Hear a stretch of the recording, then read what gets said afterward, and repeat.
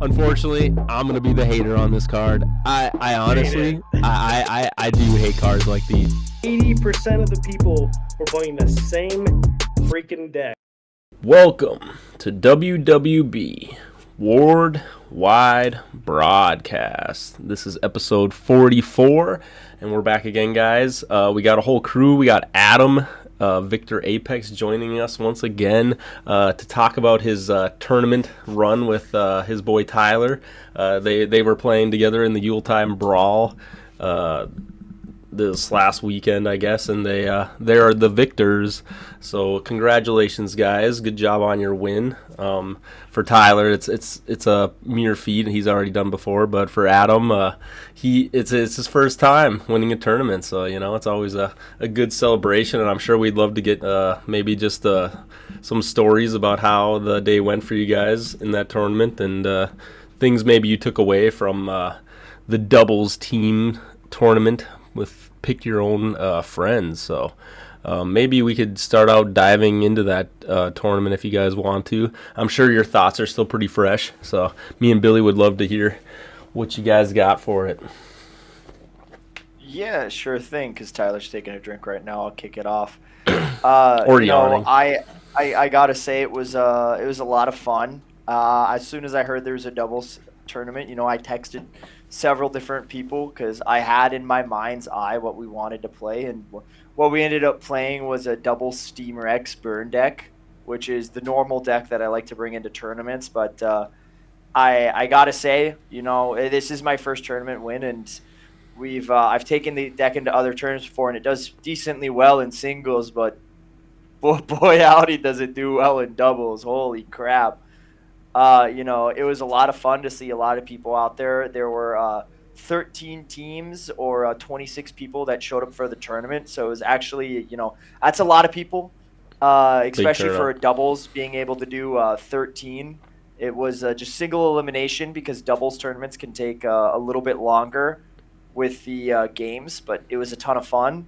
We faced off against a bunch of people, both new and old. Was it just a single elimination? Sorry, It was, yep. It was single elimination because 2v2 can take a little bit longer, so they were concerned. I think there's one match. Me and Tyler had to wait something like 2 hours for the championship round because Joe and Marty, I don't know what was going on, but that was a long game. That game went down into like a 1v1 where each team had one person eliminated and they were just duking it out. So we had to wait a couple minutes for that final match. But yeah, a lot of new people. What kind of decks were you guys seeing there? I mean, I guess I'm a little curious. Yeah, sure thing. We saw Casey and Lenrod both were running a Hive Lord deck using a lot of Iron Squires. There were definitely, I think, two of our opponents that we went up against, two sets of teams, were randomly paired together, so their decks didn't necessarily have as much like cohesion between them. They weren't set up to work together. One of the guys was running a full moon deck. Joe and Marty were running Undead King and Creator.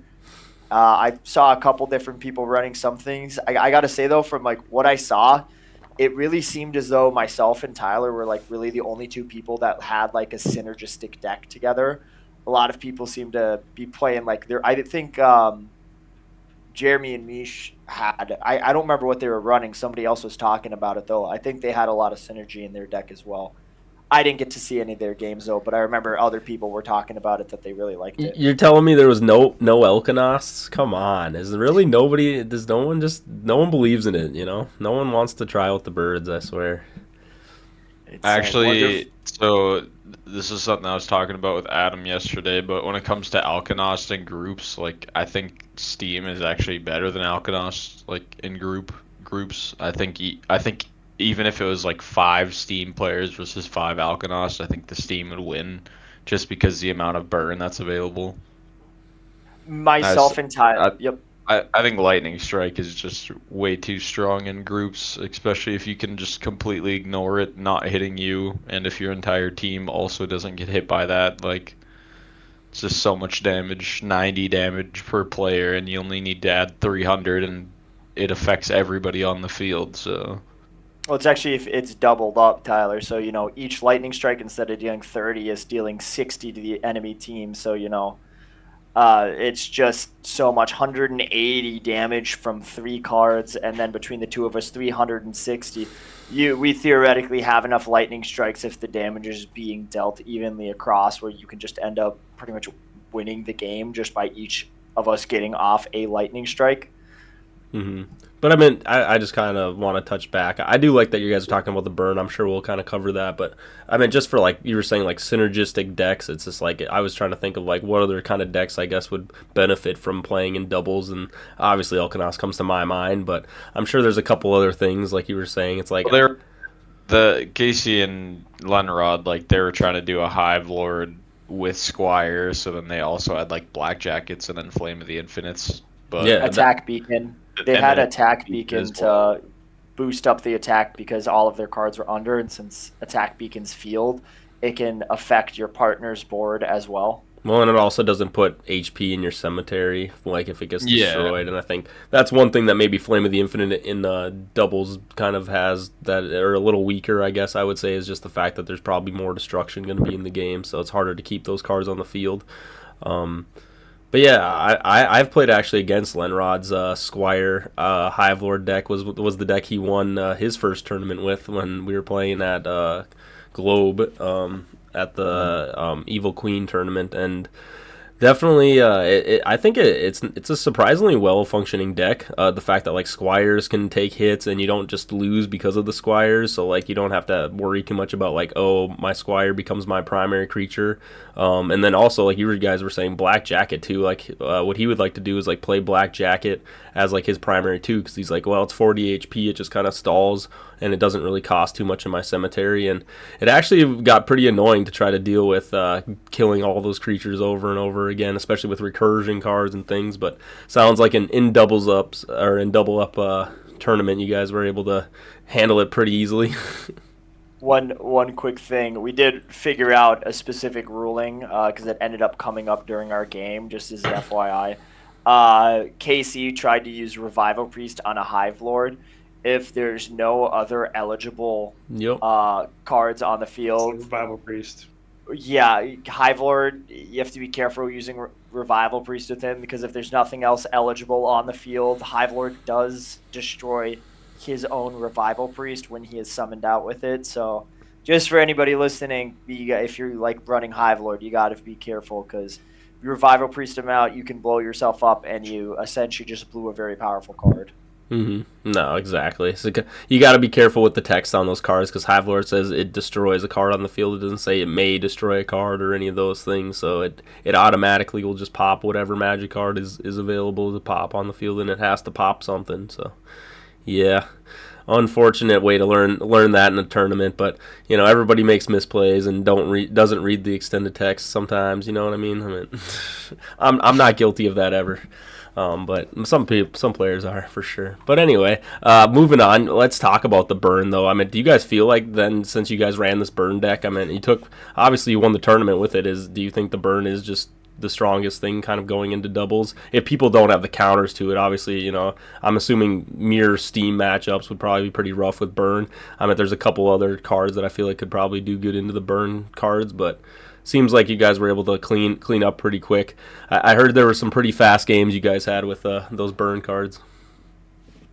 Our game with Joe and Marty went 2 rounds. I think the game lasted under 10 minutes, and if we would have been playing just straight card to card, it probably would have lasted 5.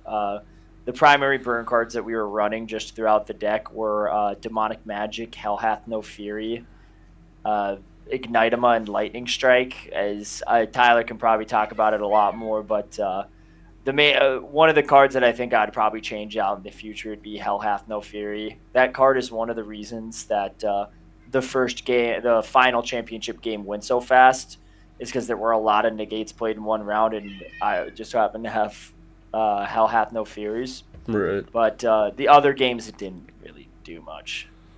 Yeah, it's interesting. I guess I think if we just talk about burn in general, I think the main mechanic of burn too that a lot of people don't think about in Ward is it gives you that ability to kill multiple creatures in one turn. Where usually, you have to kill a creature with combat and the ends combat, and now you can't really kill any more creatures on your opponent's side of the field. Having burn in the game is like a pretty powerful tool that allows you to be like, all right, let me kill this little creature. Maybe I can kill another creature, and clean out a lot of their creatures if they have low HP or any of those kind of things. So it's like when you're putting it into an environment where 2 players can have burn or everyone on the game has burn, it's like definitely can kill creatures pretty quick. And I'm assuming that's kind of how you guys utilize your deck. Well, yeah, like Marty's Undead King deck, it was just Metamoths and like Artist Elgoroth, Assassin, Scarlet. It's like, oh, Ignitema, attack with a Steam Rex, Lightning Strike, another Ignitema. Like, oh, there goes 4 of your creatures in one turn. Mm-hmm. No, exactly. I mean, what's your thought with it, Billy? I mean, I wouldn't say burn's always been like at least in standard play. I don't know if it's like the strongest thing, but it's definitely always had its place. I feel like most decks in Gen 2 had Ignitemas. I mean, even when Gen 1 got mixed in, it seems like people were still using burn cards. Just sounds like to me the people who like to run glass cannons found the reason why they have a counter. And, it also kind of sounds like if you're going to play a creator deck, you don't ever put it on the field without giving it some kind of protection. When I played the Gen 1 tournament at Curious Grow, I ran a creator deck. But my hard and fast rule was I never play creator unless I can put heroism on it. So I'd hold it in my hand for 4, 5, 6 turns with the ability to play it. Doesn't go onto the field unless it gets heroism because demonic magic exists. Because you can just there's lots of ways to harm it. So judgment, Wrathiel, there's just lots of things. So, but burn, it's fine. I mean, it doesn't have as big of an effect if you're running bigger HP creatures. So, which that's just a deck choice. So, that's my thoughts. And with what you're saying, that's why the creatures myself and Tyler were running. I don't think Tyler had this one in there, but I specifically, even though I have a habit of killing them myself with my lightning strikes, I always run things like Kendo Tiger and Psychic Toad, primarily because if you manage to get out a heroism, Steam Rex deals decent damage at 1+10, but many other of the AL12 creatures just deal much more than that and can out damage him. So if you have a heroism on it and I can't play burn to then try to kill you off, Steam Rex is going to get killed rather quickly, and then you're just going to cycle through the rest of my creatures. That's why Psychic Toad and Kendo Tiger are so important in the deck. And it's kind of hard sometimes, though, because I believe in our match against Marty, Tyler tried to Psychic Toad, and he Mind Sapped, and unfortunately most of the negates I run in the game are Lightning Strikes, and I can't negate the Mind Sap without just killing the Psychic Toad, and that's right. Mm-hmm. Yeah, it sounds like Steam did really, really well. Steam Burn, I guess, technically. I think there's a lot of exciting cards for Gen 3 that's going to, really put that deck into check, because you've got things like Steam Armor, which, funny enough, will protect you from Lightning Strike and all the burn. And then also you've got Thresher, which is a creature that is literally its only job is to just eat the Steam creatures. So that's really exciting stuff. Yeah, it's so fun to see that. Like you said, every card needs a counter. I truly do believe that, and I actually think it's good for the game that there's actually, sometimes people will have, get hard countered by Steam because a lot of they'll have cards where it's like, oh, I can't really do anything against them. I might even end up putting Thresher in my own Steam deck because Steam's hardest counter is Steam, because you kind of just sit there and do nothing for however long it takes you to kill. Sorry, so I'm I want to bounce back to the tournament. Sorry, I know we're having a great talk about Gen 3, and I did kind of want to leave that at the end of just like what would Gen 3 kind of look like if we added those on in like a tournament like this. But I do want to just kind of cover. I mean, you guys played what, like 4 matches? I mean, was there any match that you guys had in your tournament that was maybe a little bit challenging for your deck to go up against, or was everything just kind of didn't really have preparation for the double Steam? If you guys can think about any of them. Did you guys have a struggling match or anything that challenged you? I don't know. I mean, our longest game was against Casey and Lenrod, but I just think, yeah, a lot of the decks that we played against weren't really packing the heat, packing the same kind of heat. And I think, yeah, when you're just not prepared to have half of your cards in your deck not really count, it makes it really difficult. Yeah, that's fair. And I don't know. We were running so many negates that it made it really hard to ever, play anything. No, I don't think a single person played Scroll of Silence against us. So Kind of sounds like, Time Melt would have been a really good counter. Time Melt or Time Weaver would have Yeah. definitely stalled a lot of our plans. I mean, there was a that Swamp would- Dragon, but The Swamp like, Dragon oh, took us a that's minute not to get good. rid Yeah. of because we had to wait to get a demonic magic onto it to get rid of that effect. Mhm. And I mean, it's hard because I mean, it sucks, but Swamp Dragon, Time Weaver would have put a little bit of a wrench in our plans. If we would have run into a single Steam creature, we would have put in a wrench in our plans. We were just very fortunate with the opponents that we were faced that our decks were kind of a little bit more of a counter to theirs than vice versa. Yeah, it's kind of interesting, like you said. I think with Ward tournaments, a lot of the thing is just the pregame prep of just like, oh, what could I see here, and maybe like what is a good plan for these things. And I'm kind of surprised though. I feel like Steam has always, like, at least since Gen 2 has existed, like Steam's kind of been a deck that has been around and people kind of are familiar with these cards.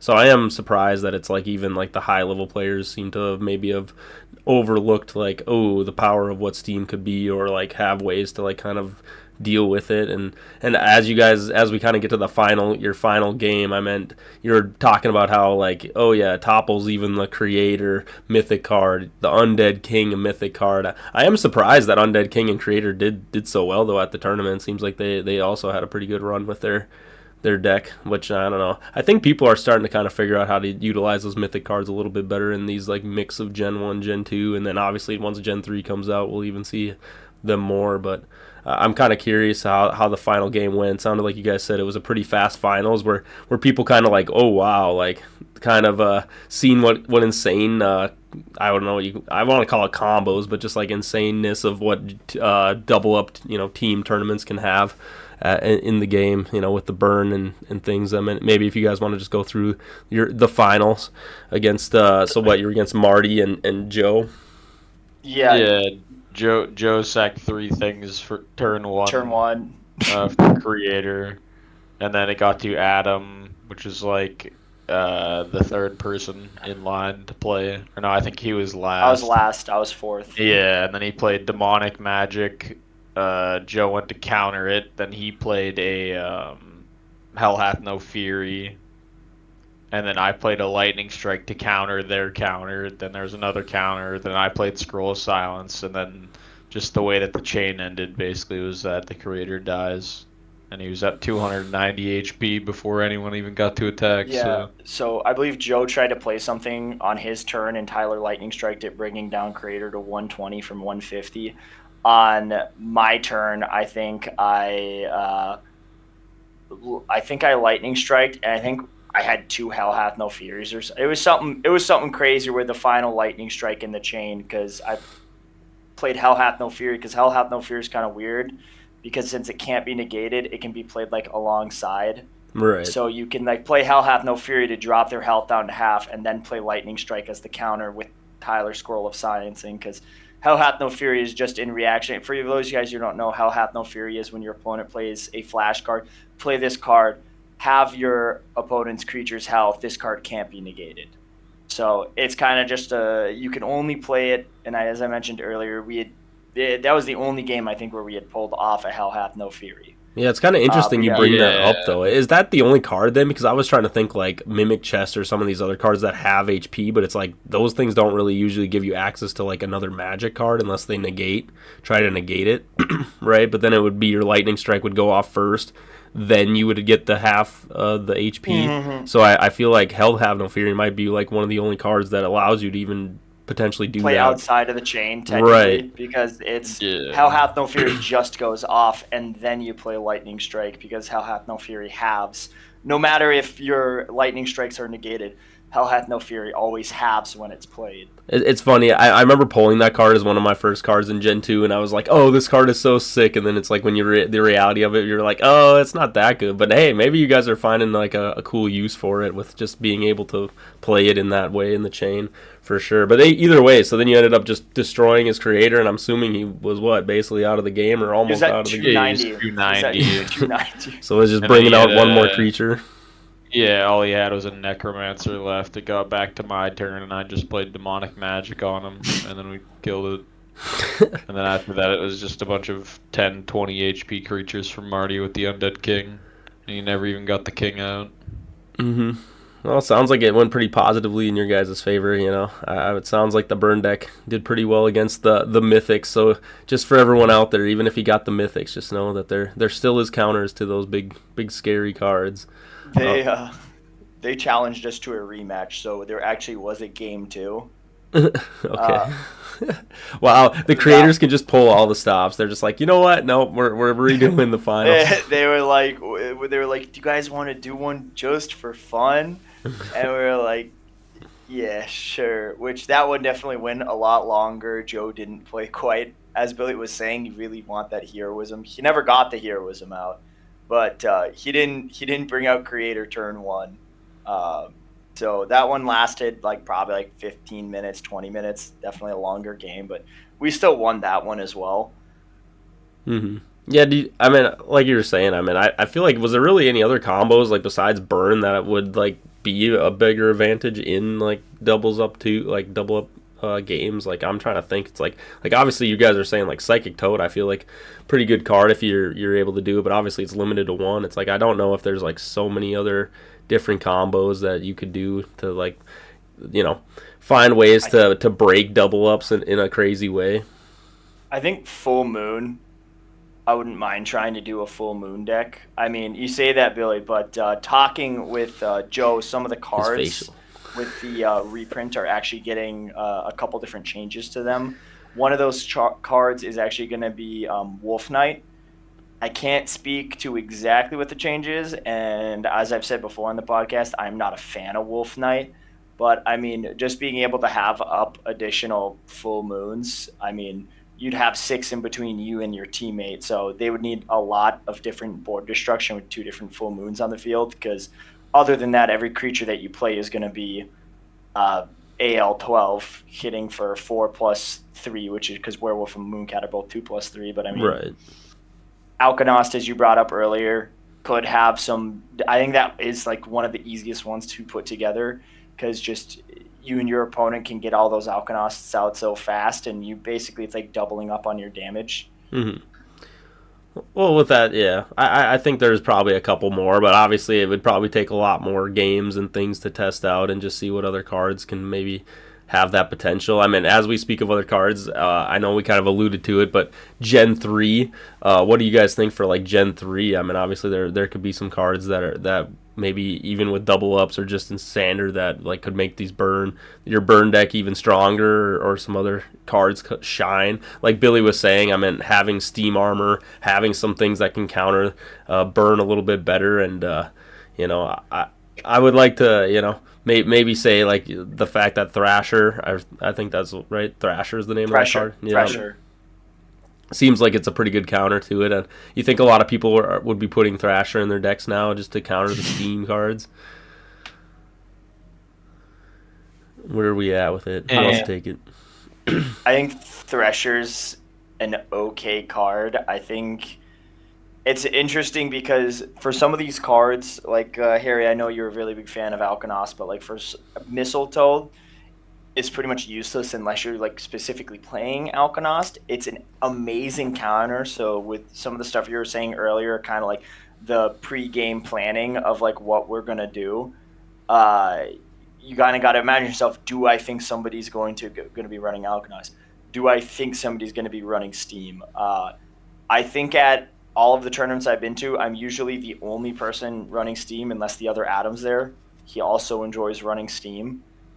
So, I mean, I think when it comes to 2v2, though, that kind of changes up a little bit, especially when it is pick your own partner. Because, if one person has a Thresher on the field, that can disrupt both of your opponents, which could definitely go a little awry, especially because we just end up killing our own creatures with our lightning strikes. But No, exactly. And so it sounds like as Gen 3 comes in, it makes even more things where you're like, oh yeah, got to think about this, got to think, what do we have to do to deal with that? But I'm trying to think is there any like scary cards that you could add to your deck to make it even stronger with the burn? I know a lot of people have some opinions on the new burn cards that are being added from Gen 3 compared to these old burn cards. I mean, you bring up Lightning Strike. It's like, is there anything that kind of is at the level of like burn, like Lightning Strike is in Gen 3 that might help out? Possession. As I believe you and Billy were saying, that some of these high HP creatures, that unless you have a card like Demonic Magic that has health, like me hitting Creator for 20 damage with an Ignitema, he waves that stuff off. But, Possession, where he hits himself, I think Creator's average damage is 45. All of a sudden, I can battle on my combat step and be able to, do that. And it's interesting because me and Billy were talking about this a little bit with the way Possession reads. It says, target one creature, that creature then battles itself following all normal battle rules. Other creatures can't battle this turn. If this is a magic card that's preventing my creature from battling, am I able to, because of Steam being immune to magic, if it's a magic card that's limiting me being able to battle, am I still able to use that one? So the main one that I'm really looking forward to is Possession. I think Living Trap is also fairly interesting. Just 15 damage if my opponent decides to attack, which, with Atom Bomb, Steam very much so struggles against full Foggy Knight equip decks. I have like 3 equip cards in my entire deck, and they're all Demonic Magic. So I mean, Possession is definitely one that I'm like looking forward to. That's definitely seems to be the best one. Old Logging Road could be interesting if it could stay on the field for a long time. They changed it from 10 to 5, which I can understand burn being very oppressive sometimes. But we'll have to see how it plays out, because for all I know, it could be amazing. You want to play any Magic, take 5 damage, right? Because that's not something that I necessarily have to be concerned about. No, that's fair. I think you brought up a bunch of good cards. I mean, Billy, is there anything maybe you want to add with just wrapping up the Yuletide Brawl? I appreciate you guys talking about it all, and congratulations again to both of you. I mean, Thank you. Winning those tournaments are sometimes you're not sure what you're gonna run into it and expect, but I hope maybe you guys can say you talked with Joe and Marty. How do they feel about the bring your own deck, have your own partner? Was it kind of the way they thought it might turn out, of just like people finding ways to be like, oh yeah, let's utilize these mechanics in Ward that maybe when you're playing singles they're not so strong, but then when you're playing doubles, obviously they're a lot more powerful, like you guys were saying with your burn. I didn't speak to them about that personally. How about you, Tyler? Did you have a conversation with them or anything, or how do you feel, maybe just your guys' take in general about just the double up, bring your own teammates? I don't know. I think it went pretty well. Everyone seemed like they had a good time. So, do you think it could be something in the future where it's like, oh yeah, maybe they have like more tournaments that are this double up team style? And like I said, I think it's an awesome way to just have more people be inclusive in Ward. If you have a new friend who doesn't have a lot of cards or whatever, and then you're like, here, come play with me in this tournament. I think it's a little easier to invite them to those than it's like, here, come play by yourself. Yeah, I hope they throw more in the future. Like this is the first one in like 2.5, 3 years. We'll pick your partner, bring your own deck kind of thing. So, yeah, I think I don't see why they wouldn't do it in the future. And I thought it was a fun time. I think it just takes a long time. So Hmm. I it's think the hard the I think when it comes to like the 2v2 bring your own deck, I think the power level of decks definitely go up exponentially, especially if it might not be as friendly to newer players, especially if you're just showing up and you're getting matched up with somebody randomly, because you might run into somebody who has a partner and they have a game plan with a deck that works together with the other one. So it's it might not be as friendly to newer players, but I mean, I still think it's a lot of fun. At the very least, it could be a great way to meet some new people, especially within the community if you're paired up with somebody randomly. I do remember they've said before that they weren't too sure. I talked with them at the, I think it was the Hibbing convention we went to, Harry, the boss battle me and you were at together. Yep. Yeah, that was at the Uh, Hibbing. At the I remember fan talking to con. them there. Yep. FanCon, yeah. I remember talking to them there. They said they weren't too sure about 2v2 bring your own decks because they were worried about decks being too powerful, but they also like want people to be able to pick their own partners because you want to be able to play with your friends. But I'd love definitely to see a lot more of it. I mean, 99.9% of my tournament losses come to you three guys. So obviously my strategy this time was to pair up with one of you guys, and that seems to have worked in my favor. So I would prefer to be able to pick my own teammates. I don't know. Facing two of you guys would be terrifying. I'd hate that.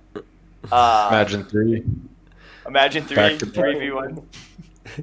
Yeah, one, Oh one of us no! is the imposter on your team, helping the other guy win too. Yeah. Just immediately puts 300 in a cemetery. Good luck.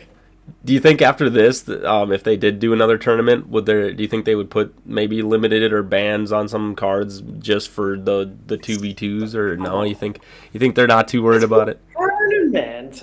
Let I the think data, let people have tournaments, let the results flow in. You can't draw conclusions off of one I event. See, this is how I get I Billy think going. I just gotta irk if him once in a they're while, I get him think talking.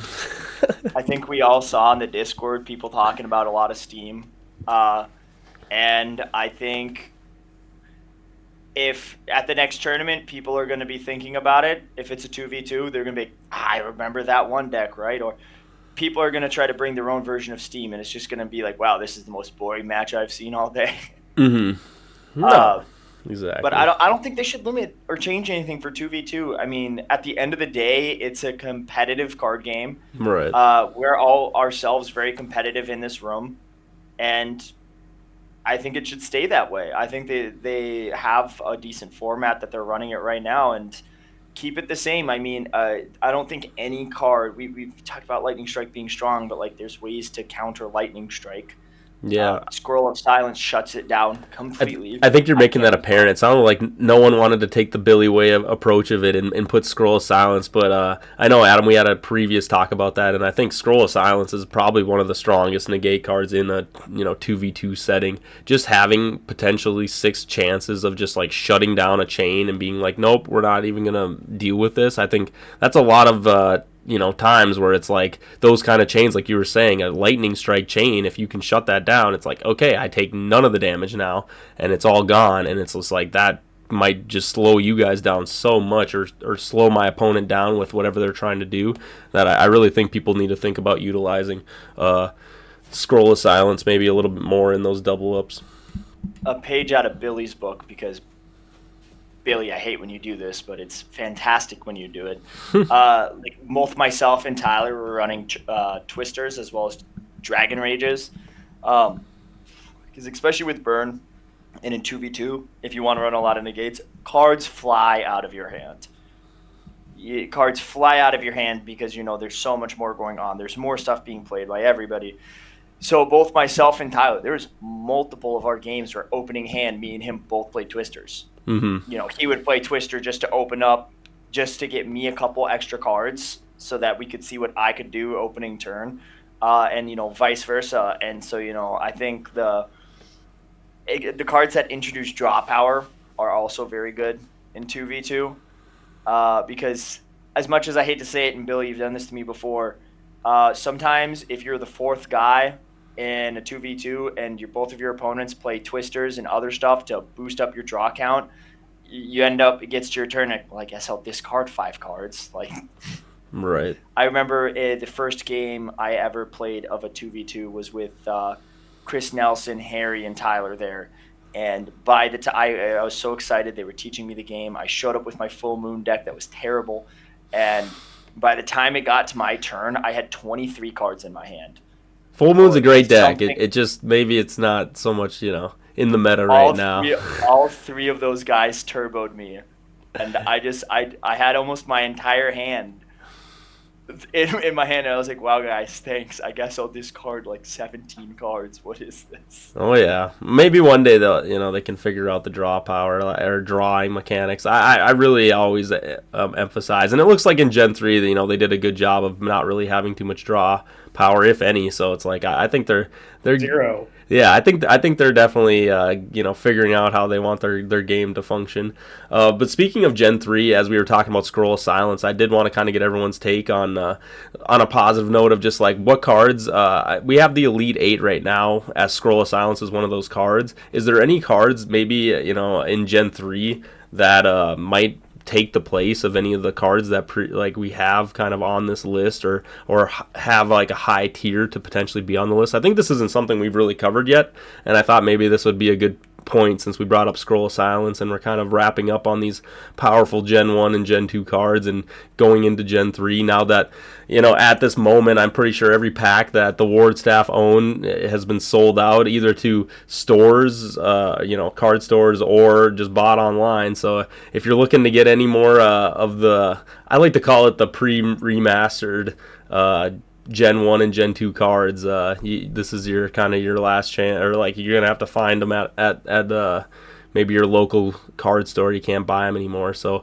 what kind of Gen 3 cards, sorry, long-winded, would you guys think might take the place of some of these Elite 8 cards that we've established as like the higher tier cards in Ward? Ooh. I think this isn't necessarily Elite 8, but one card that I am very interested in seeing, because it's very similar to Scroll of Silence, is Sasquatch. I don't think it's quite as good as Scroll of Silence. I think it's the easiest thing. Shutting down magic based on turn cycle is a very, very, very powerful effect.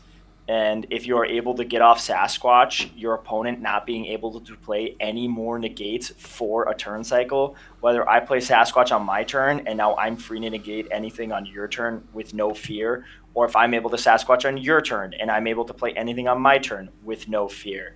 I just think that that's very good.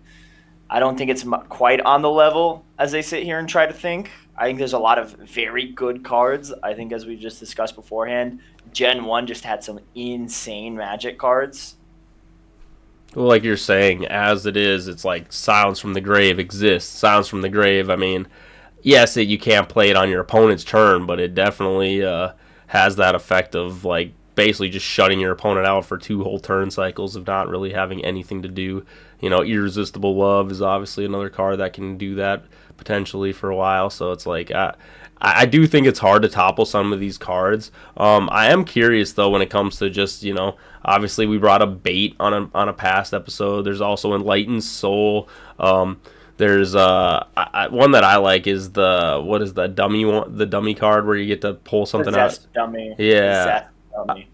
I like that. I like that card a lot. We also talk about Soul Eater, where you're able to sack your opponent's creatures and use them for sacks. Like, I don't know. Do you think any of these mechanics or cards that are coming in might, have a place to be like, yes, every deck needs this card?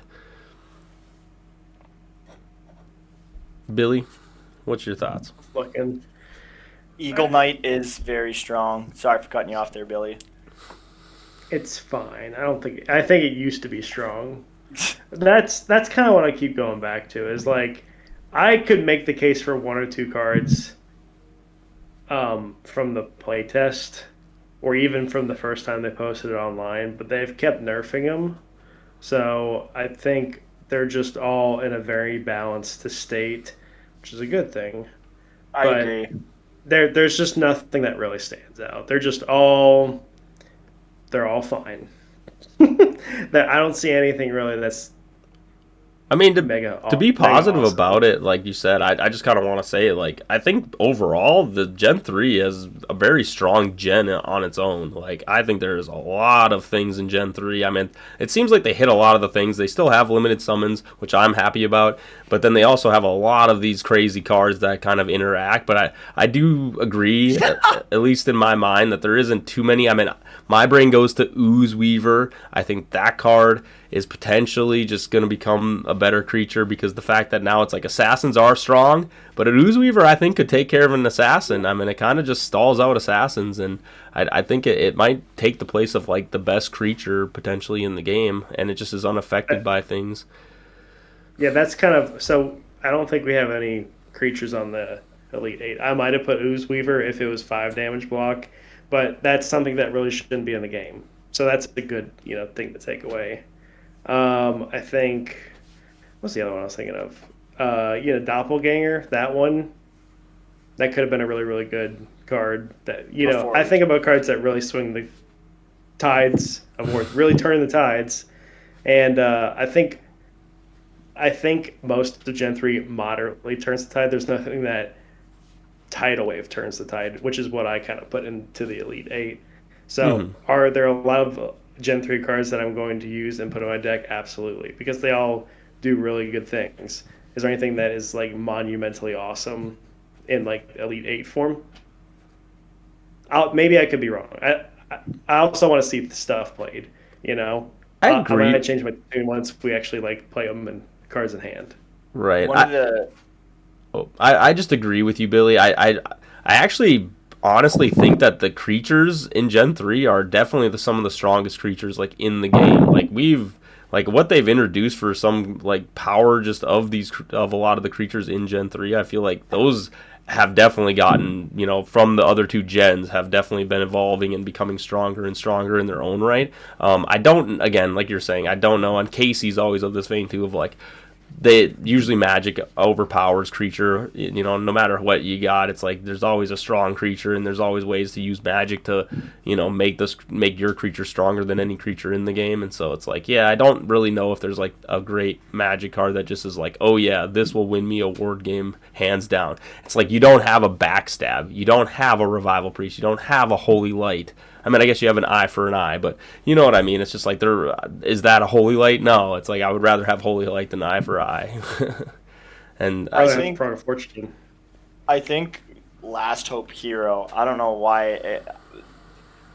I didn't know it was going to be treated like I didn't know that was a crit, and I think that's kind of a lot of fun. That's a change.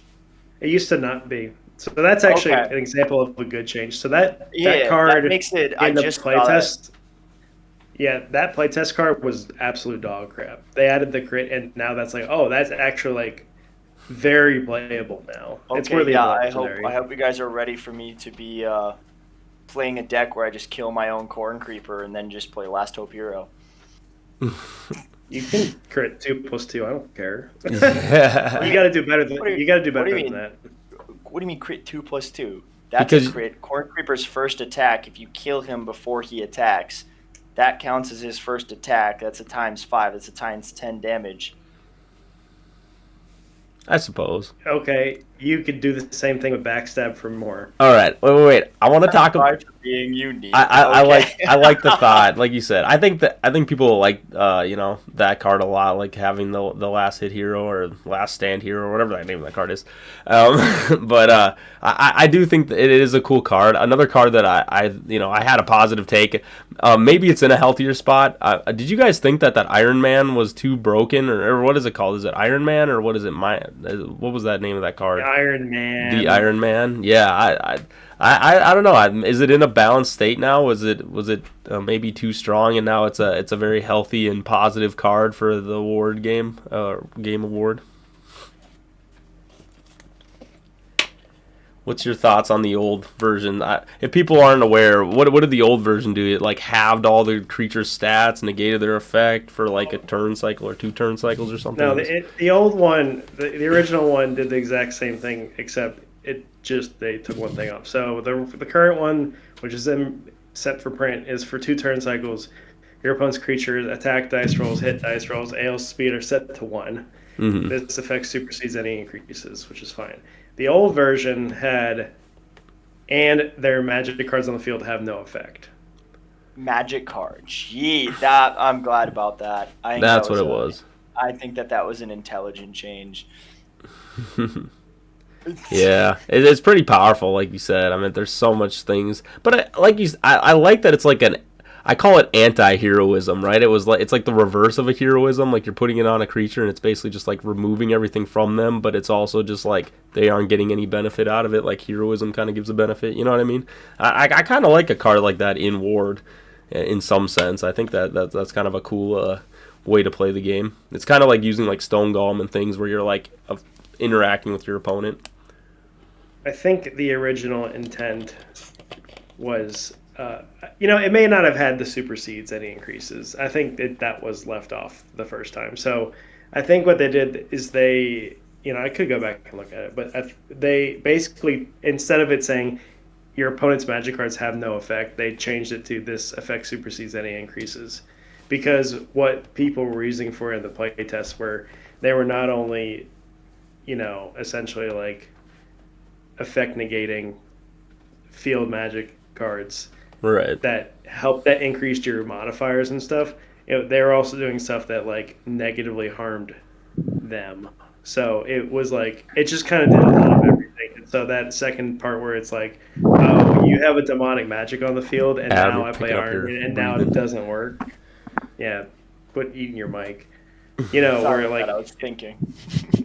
Where like if now demonic magic doesn't work for 2 turn cycles, it's like, yeah, okay, that's probably outside of what the card was supposed to do. It was just supposed to be like, all right, you are now +0. You are now whatever your base stat is, and you're also AL1 and you're also speed 1. That's all it was ever supposed to do. So it's probably just more true to form, and they just needed to tweak what the wording was. Mm-hmm. No, it makes a lot of sense. And as we kind of wrap up here for the episode, I'm just a little curious, like just to get back to the whole like Elite 8. I definitely think there are cards with potential. We got to kind of just see, obviously, they haven't fully like released. I would say, maybe there's still time for them to do a little bit of changing with some of the cards or get them where they need to be.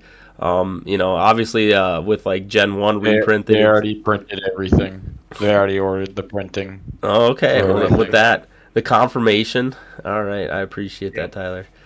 Yeah, so it sounds like they're kind of already ready to rock and roll with it. So what we see is what we get, So definitely time to everyone to go on the library, take a look, make sure you're seeing what cards you're looking for and ready to play with when it comes to the Gen 3. But yeah, at this moment I'm having a hard time being like, oh yeah, like a lot of these cards or most of the cards in Gen 3, I don't know if they really have the oomph to like put them on like the top of the tier ladder for me.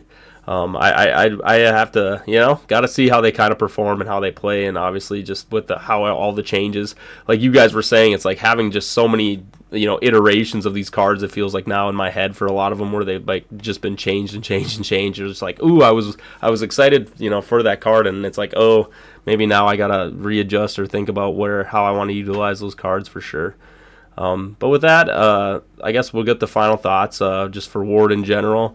Obviously, I don't know how you guys feel about just all the cards being sold for now. There is no more cards to be sold at the moment. I'm sure for a lot of new players getting in, it's going to be a little bit of a wait to even get to Gen 3. So I'm hoping, we can get through the Ward winter. We might want to call this, where there's just you gotta find ways to get some cards if you want the cards now.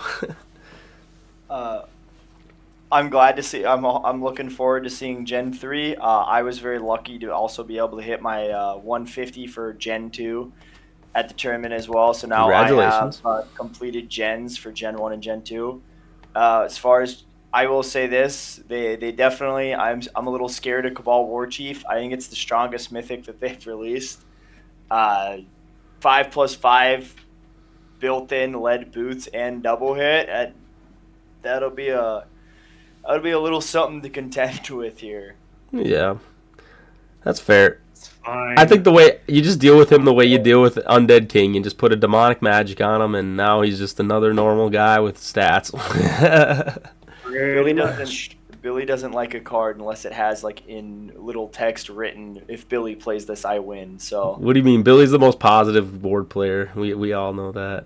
he definitely finds some very interesting and unique combinations in order to win. Sometimes he pulls something out, and I'm like, jeepers creepers. Hey, no, he played a really cool summoner deck with the Undead King that I was kind of curious if anyone was going to take, and I think that was it's kind of interesting, like you said. I think people really got to think about how to utilize creatures still in Ward. I think that's probably, in my opinion, like one of those like underutilized things right now is just using creature effects and trying to like have a positive synergy, like you were saying before, Adam, about synergy with cards and just finding a good way to make them all work. It's also something you might not have known, Harry, but they're doing like the remastered Gen 1 and Gen 2, which means there's going to be two new 150s. Oh yeah, are they making it so that you have to collect those as well? Like it's not. I thought for some reason I thought they were fine with it just being like, oh, if you have a mixture of both, right, then they still count that as the 150s or no? Nah, it'll have to be its own separate thing. Oh That's why I was boy. happy to hit the 150 for Gen 2 because they're sold out. What's out there is what's out there for right now. Two new playmats. All right. No, that's interesting. All right. Well then, all the collectors now they know they have another couple goals to work towards is getting all the remasters. Done with the 450, yeah. Yeah. It's gonna be interesting. But yeah, no, I mean for that, Billy, you got any final thoughts as we wrap it up? Yeah, I'm looking forward to Gen 3. I know that WWB is going to be having a launch party, so Tyler's organizing that. Details still to come, but be lots of opening, lots of playing, lots of fun. So Giving sneak peeks.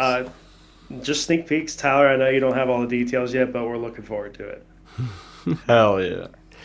Oh, for me, I guess I'm gonna take it in a little bit of a different direction. I did post a couple polls in the Ward Discord of just like basically talking about if people are interested in online tournaments. Obviously, I did throw one last month.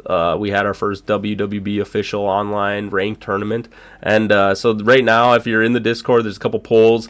If you want to quickly fill them out, they're very simple. You just hit one of the options and whatever one suits you best. And basically, I'm just trying to see what the interest is for online Ward play. Trying again to get all the people involved, in the community that's all around the United States and get them into some tournaments. And it seems like so far it's been pretty positive with everyone's answers. But again, if you're in the Ward Discord, or if you're not, it's a good opportunity to go in there and maybe fill out the poll and just, if you are interested in that, definitely get involved that way, because I definitely plan to have, as you were saying, we might have a launch party, but there also will potentially be more official Ward WWB ranked tournaments on Untap in the future too. So that's something I'm looking forward to, especially now, like I said, we're on the wait for Gen 3. We need something to tide us over till then.